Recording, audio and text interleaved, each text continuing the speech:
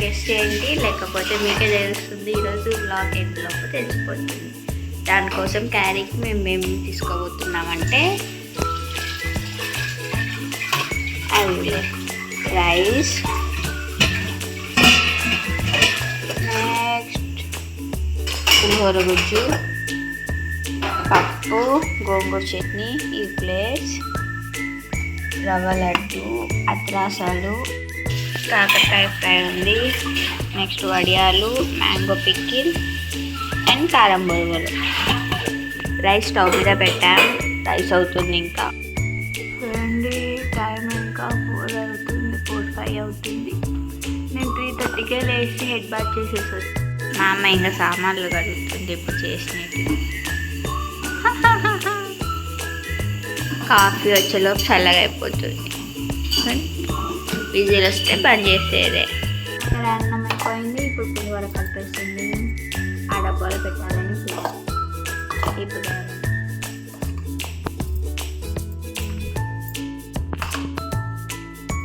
1 2 3 4 5 6 bottles అన్ని close పెట్టేసాను. చల్లగవ్వాలి అంతే, నీట్గా పెట్టేసాను.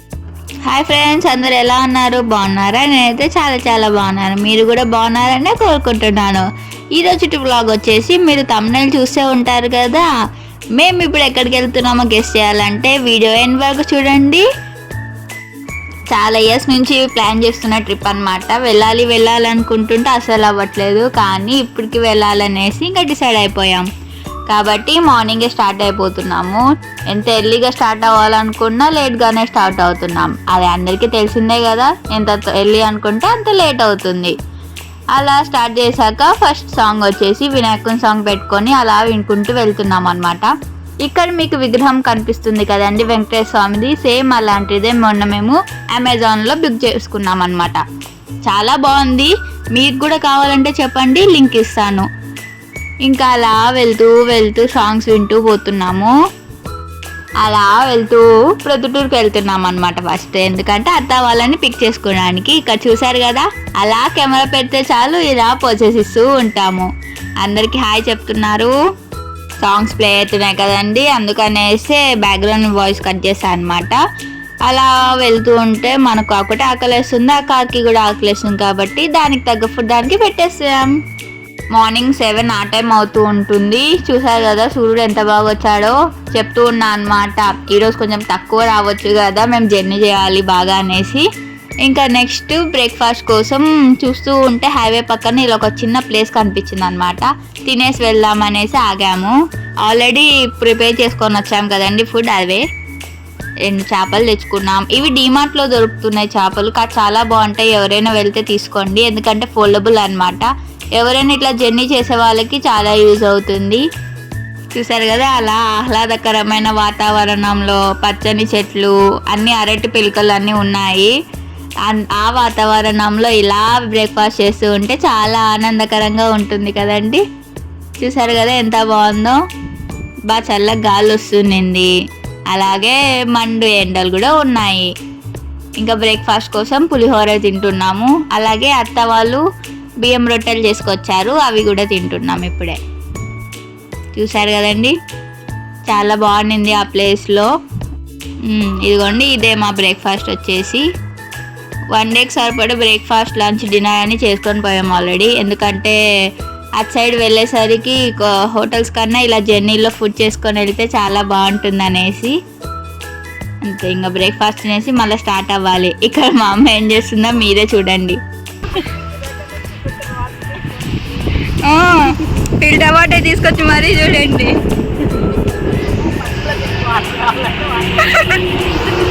అలా పాప మా మొక్క వచ్చేసి ఫిల్టర్ వాటర్ కావాలని అడిగినట్టుంది, అందుకే మా అమ్మ ఫిల్టర్ వాటర్ వేసింది. ఇంకా అలా అయిపోయింది అనమాట. ఇంకా బ్రేక్ఫాస్ట్ చేసేసి ఇంకా వెళ్తున్నాము. చూసా కదండి, మేము ఇలా వస్తుంటే మా అమ్మ వచ్చేసి అతను వీడియో తీయన్నారు, అందుకే వీడియో అలా చిన్న క్లిప్ తీశాను. ఇక హైవే వెళ్తుంటే సైడ్కి ఇలా ఒక తోటలాగా ఉంటుంది, అక్కడ బ్రేక్ఫాస్ట్ చేసాము. నెక్స్ట్ ఇంకా సాంగ్స్ పెట్టుకొని ప్లే చేసుకుంటూ వెళ్ళేది.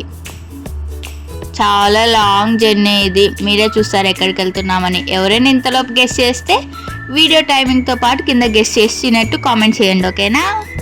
అలా వెళ్తున్నాం. ఎండ బాగుంది, చాలా బాగా వచ్చింది అనమాట. రావద్దు ఎక్కువ అన్నా కానీ సూర్యుడు వచ్చేసినాడు. ఏం చేయాలి అందుకనేసి సైడ్కి ఇలా స్కార్ఫ్ కట్టేసామన్నమాట, ఎండ రాకోకుండా. ముందర కూడా ఇస్తామన్నాం కాబట్టి, కానీ వద్దన్నా, స్కార్ఫ్ కడతాం ముందర, మీరు సైడ్కి చూసుకోవాలి కదా, అందుకే గ్లాస్కి వద్దని చెప్పారు. ఇప్పుడు మేము ఓర్కల్ రూట్లో వెళ్తున్నాము. ఇక్కడ రోడ్ చూసారా ఎలుక కొరికినట్టు ఎలా ఉందో.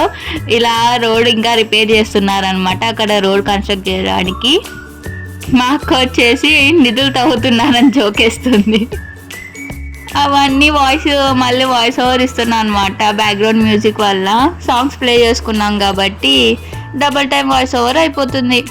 నెక్స్ట్ ఓర్వకల్ ఎయిర్పోర్ట్ వస్తుంది, దానికోసం 5 minutes ముందు నుంచి వీడియో క్లిప్ ఆన్ చేసుకుంటే ఎప్పుడో లాస్ట్లో వచ్చింది. అది కూడా ఇలా వచ్చానన్న మెరుపు తీగ అన్నట్టు ఇలా వచ్చింది, అలా వెళ్ళిపోయింది. మీకు లైట్ కనిపించవచ్చు, బోర్డ్ చూడొచ్చు. ఇక్కడ రాక్ గార్డెన్స్ చాలా బాగుంటుంది. రాక్ గార్డెన్స్ ఫోటోషూట్స్కి కానీ అలా వస్తూ ఉంటారనమాట.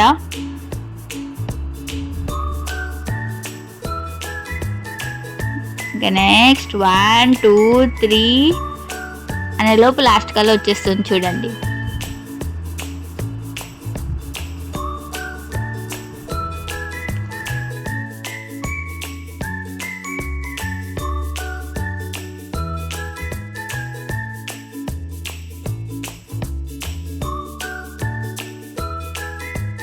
ఇంకా అలా ఓరోకల్ అయిపోయాక ఇంకా నెక్స్ట్ టైం వస్తుంది కర్నూలు వస్తుంది అనమాట. కర్నూలు మీకు జగన్నాథ గట్టు చూపిస్తాను చూడండి. చాలాసార్లు వెళ్ళాము మేము అక్కడికి, మీరు కూడా వెళ్ళే ఉండిండొచ్చు. ఇంకా నెక్స్ట్ ఇక్కడ సూర్య భగవానుడి గుడి ఉంటుంది, అది ఇంకా చూపిద్దామనేసి ఒక క్లిప్ తీశాను. నెక్స్ట్ ఇంకా అలా కర్నూలు దాటేసి ఇలా జోగులాంబ గుడికి వచ్చేసామన్నమాట. ఇంకా ఇది హైవే నుంచి నియర్లీ ఒక 15 to 20 kilometers ఏమో లోపలికి వెళ్ళాలి. అలాగే చూసారా రైల్వే స్టేషన్ బాగుంది కొత్తగా, జోగులాంబ రైల్వే స్టేషన్ చూసారు కదా ఎంత బాగుందో, అందుకే మీరు కూడా చూసారని పెట్టాను. ఇక్కడికి మేము ఎప్పుడో చిన్నప్పుడు వచ్చామంటండి, అందుకే ఏం గుర్తులేవు అనేసి మళ్ళీ ఇప్పుడు పిలుచుకోతున్నారు గుర్తుండాలనేసి. ఈ ఆలయంలో అమ్మవారే కాకుండా బాలబ్రహ్మేశ్వర స్వామి కూడా ఉన్నారు. ఎవరంటే శివుని రూపం అన్నమాట. 2 దేవతలుగా ఈ ఆలయంలో ఉన్నారు.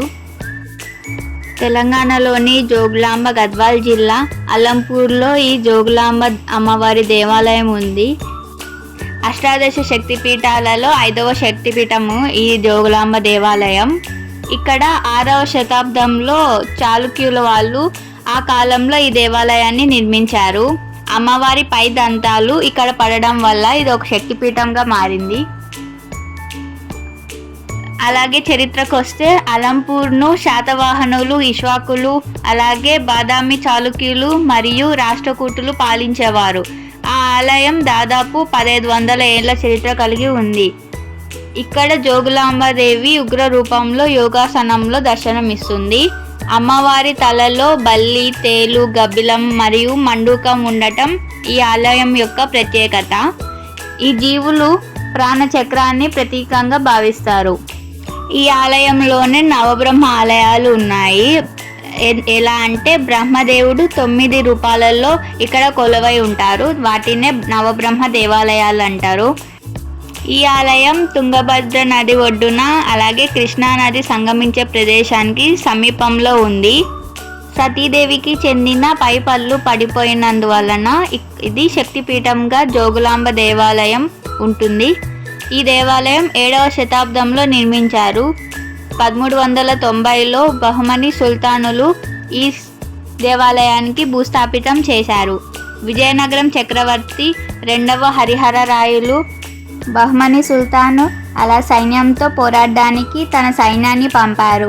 తర్వాత దాడులని ఆపడానికి దేవాలయ సముదాయాన్ని ప్రతిష్ఠించారని చరిత్రకారులు చెప్తున్నారు. ఈ దాడిలో దేవాలయం దెబ్బతినడంతో జోగులాంబ అమ్మవారు ఆమె శక్తి రూపాలైన చండీ ముండీలను సమీపంలోని నవబ్రహ్మ దేవాలయ సముదాయంలోనే బాలబ్రహ్మ దేవాలయానికి తరలించి దాచిపెట్టారు. అప్పటి నుండి 2005 వరకు అమ్మవారు అదే ఆలయంలో కొలువై పూజలు అందుకున్నారు. 2005లో జోగులాంబ అమ్మవారి దేవాలయాన్ని పునర్నిర్మించి తర్వాత మళ్ళీ ఆ విగ్రహాన్ని మళ్ళీ ప్రతిష్ఠించారు. అమ్మవారి విగ్రహం కేశాలు గాలిలో ఎగురుతున్నట్లుగా ఉంటూ భక్తులకు ఆధ్యాత్మిక అనుభూతినిస్తుంది. అమ్మవారి కేశాలలో బల్లి, తేలు, గబిలం, కపాలం వంటివి కనిపించని విశేషం. దీని వెనుక ఉన్న అంతరార్థం ఏమంటే, శ్రీదేవి భాగవతంలో అష్టాదశ శక్తిపీఠాల చరిత్రలు వివరించిన ప్రకారం ఎవరి ఇంట్లో అయినా జీవకళ తగ్గినప్పుడు ముందుగా బల్లులు కనిపిస్తాయని, అది మరింత తీవ్రమైతే తేళ్ళు, తర్వాత దశలో గబ్బిలాలు చేరుతాయని, కాలాంతకారంలో ఈ ఇంట్లో పూర్తిగా జీవకళ నశించి మృత్యువు సంభవిస్తుందని, అందుకే మృత్యువుకు ప్రతీక అయిన కపాలం ఉంటుందని అంటారు. ఈ అంతరార్థం తెలపడానికి అమ్మవారి కేశాలలో ఇవి కనిపిస్తాయనేసి విశ్వాసం. ఆ రోజు రష్ ఏం లేదు కాబట్టి తొందరగా దర్శనం చేసుకొని వచ్చేసాము.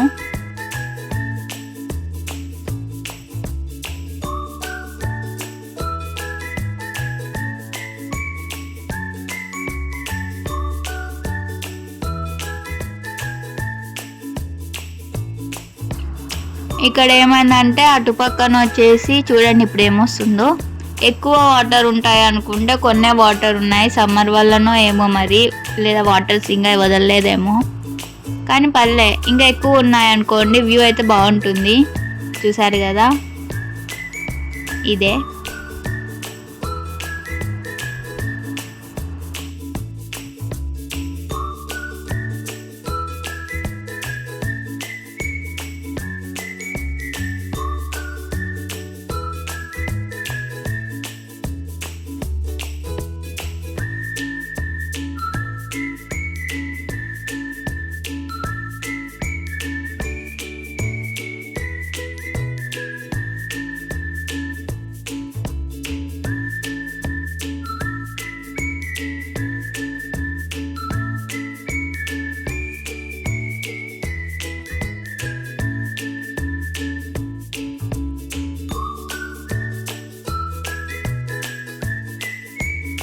ఇంకా బయట షాప్స్లో ఇవన్నీ ఉన్నాయి, బ్యాంగిల్స్, ఈ బ్యాగ్స్, అలాగా ఏం తీసుకోలేదు.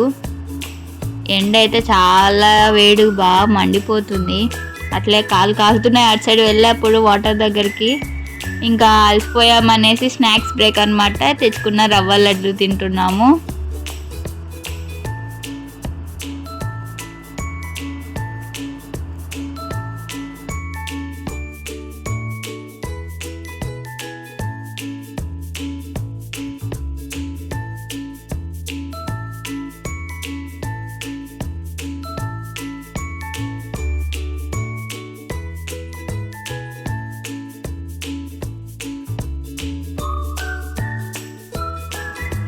నెక్స్ట్ కడుపులో గడ్డలు కొడుతున్నాయని చెప్తున్నా, 1 అయిపోయింది, ఆకలేస్తుందని. అందుకే మరి లంచ్ బ్రేక్ కోసం సైడ్కి ఆగాము. లంచ్కి వచ్చేసి అన్నము, పప్పు, గోంగూర చట్నీ, వడియాలు, అలాగే మ్యాంగో పికిల్, కట్ కూడా ఇవి తెచ్చుకున్నాం అనమాట. చూసారు కదా, మళ్ళీ సేమ్ అలానే. ఈసారి ఎంత వెతికినా కానీ ప్లేసెస్ దొరకలేదండి అటు సైడ్ వెళ్ళేటప్పుడు. హైవే సైడ్ ఇంకా తర్వాత ఉంటాయో లేదో అనేసి ఇంకా ఇక్కడ లంచ్ చేసేస్తున్నాము. ఇంకా లంచ్ చేశాక మ్యాంగోస్ తిన్నాము. ఇంకా నెక్స్ట్ మళ్ళీ మా ప్రయాణం కొనసాగింది. చూసారు కదా, ఇంకా 9 hours 45 minutes 47 అంతసేపు జర్నీ చేయాలి. మధ్యలో వాన చాలా బాగుంటుంది. ఎంత బాగా వాన వస్తుందంటే చూడండి, బాగా గట్టిగా వాన వస్తుంది. అటు సైడ్ అయితే ఇంకా ఎంత డార్క్ లైన్స్ ఉన్నాయో చూస్తున్నారు కదా, అది ఇంకా ఎక్కువ గట్టిగా వాన పడుతుంది అన్నమాట. ఇప్పటికి 2 స్టేట్స్ దాటాము. అవేవంటే ఏపీ అయిపోయింది, అలాగే తెలంగాణ. ఇప్పుడు వచ్చే 3rd స్టేట్ వచ్చేసి కర్ణాటక. కర్ణాటకలో వచ్చే దారిలోనే మాణిక్ నగర్ ఉంటుంది, మాణిక్య ప్రభువి. ఇక్కడైతే చాలా బాగుంది. చూడండి, చూపిస్తున్నాము ఎంత బాగుందంటే. లాస్ట్ టైం వచ్చినప్పుడు ఇంకా కొంచెం రెడీ అవుతూ ఉండింది, ఇప్పుడు ఫుల్గా చాలా బాగుంది కదండి. చూడండి, అంతా ప్లాంట్స్, ఆ పూలు, అలా చాలా బాగుంది. లోపల అలా ఉండదు కాబట్టి ఒక బయట అలా క్లిప్స్ తీశాను. శ్రీ మాణిక్య ప్రభు దేవస్థానం భారతదేశంలో కర్ణాటక రాష్ట్రంలో హుమ్నాబాద్ సమీపంలోని మాణిక్ నగర్లో ఉన్న ఒక దేవాలయం. ఈ ఆలయ చరిత్రకు వస్తే ఆధ్యాత్మిక కేంద్రానికి పునాది వేయడానికి మాణిక్ ప్రభు మాణిక్ నగర్ను ముఖ్యమైన మరియు ఆదర్శవంతమైన ప్రదేశంగా ఎంచుకున్నారు. మాణిక్ ప్రభు దత్తాత్రేయుని 4వ అవతారం అని ప్రజలు నమ్ముతారు. హిందూ ముస్లిం అనే 2 వర్గాల మధ్య రాజకీయ మతపరమైన గందరగోళం నెలకొని అల్లర్లు చెలరేగిన రోజులవి. ఈ 2 వర్గాలు ఏకమై శాంతియుత జీవితాలను గడుపుతాయని మాణిక్ ప్రభు ముందు చూపుతోనే ఊహించారు. ఈ ముందు చూపు కారణంగా నేడు హిందువులు ముస్లింలు ఇద్దరు ప్రతి సంవత్సరం విశ్వసత్య స్థాపకుడైన సకల్మతకు నివాళులర్పించడానికి మాణిక్ నగర్ను సందర్శిస్తారు. మొదటగా గదిని లేదా ఆధ్యాత్మిక శాసనాన్ని స్థాపించడానికి ఒక చిన్న కుటీరాన్ని నిర్మించారు. ఆ తర్వాత అది శ్రీ మాణిక్ ప్రభు మహారాజ్ వారి జీవాత్మతో ముడిపడి ఉంది. ఆయన ఆ గడిపై కూర్చొని భక్తులకు దర్శనం ఇచ్చేవారు మరియు ఆయన దర్శనం మాణిక్ నగర్ను సందర్శించే వారందరికీ శాంతిని సంతృప్తిని ప్రసాదించేది. తన భౌతిక శరీరాన్ని విడిచిపెట్టి శాశ్వతత్వంలో ఏకం కావలసిన సమయం ఆసన్నమైందని ప్రభువు గ్రహించారు. శ్రీ ప్రభువు తన నిర్గమైన సమయాన్ని అందరికీ వెల్లడించడానికి ఇష్టపడనందున ఆయన తన అవతారం యొక్క ప్రాముఖ్యతను అర్థం చేసుకొని 3 లేదా 4 వ్యక్తులను మాత్రమే విశ్వాసంలోకి తీసుకున్నారు. అలా దర్శనం చేసుకొని వెళ్తున్నాం. ఇంకా ఎక్కడికి వెళ్తున్నామో ఈ టైం కల్లా మీరు గెస్ చేసి ఉంటారని అనుకుంటున్నాను. ఎందుకంటే ఈ రూట్లో ఎక్కడికంటే లాంగ్ జర్నీకి వెళ్ళొచ్చు మీకు తెలిసి ఉండాలనుకుంటా. ఇంకా 10 hours ఉంది కాబట్టి ఒకవేళ గెస్ చేస్తే ఓకే, లేదంటే ఇంకొద్దిసేపు వెయిట్ చేయండి చెప్పేస్తా. చూడండి, సన్ రైజ్ టైంలో జర్నీ స్టార్ట్ చేసాం కదా, ఇప్పుడు సన్సెట్ అవుతుంది. చాలా బాగుంది క్లైమేట్ మాత్రము. అలా వాన పడుతూ అప్పుడప్పుడు ఎండ వస్తూ ఇంకా మళ్ళీ దానికి ఆకలేసింది కార్కి. అందుకే మళ్ళీ పెట్రోల్ డీజిల్ అలా వేపించేసాము. నెక్స్ట్ ఇంకా డిన్నర్ టైము చపాతీ కాకరకాయ ఫ్రై తిన్నామన్నమాట.